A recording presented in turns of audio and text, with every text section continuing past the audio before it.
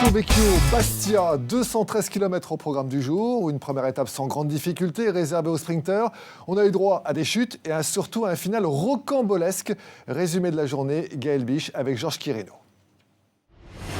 La situation est à peine croyable. Alors que l'arrivée est imminente, un bus est bloqué sur la ligne. Dans la panique, les organisateurs décident de déplacer l'arrivée à 3 km.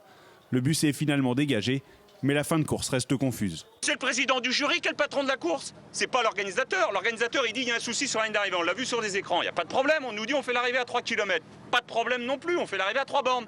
Mais 3 km plus loin, on nous dit finalement elle est sur la ligne d'arrivée. C'est ridicule. Le président du jury, ridicule. Ridicule. Marc Madiot n'est pas content parce que Boigny n'a pas gagné, mais les autres non plus. Donc je crois que la décision qui a été prise, c'est la bonne. Avant la tempête, le calme, cette première étape dans un décor inédit et splendide reste classique. 5 coureurs, dont Jérôme Cousin, sont échappés, puis rattrapés à 30 km de l'arrivée. Avant cette chute spectaculaire à 4 km de la ligne, Sagan ou encore Contador sont à terre. Vous savez, c'est la loterie. Avant l'arrivée, tout le monde veut être à l'avant. Moi, aujourd'hui, j'ai été touché à l'épaule gauche et au genou droit. Mais j'espère que ce n'est rien de grave. Une fin d'étape chaotique qui profite à l'Allemand Marcel Kittel, premier maillot jaune de ce 100e Tour de France.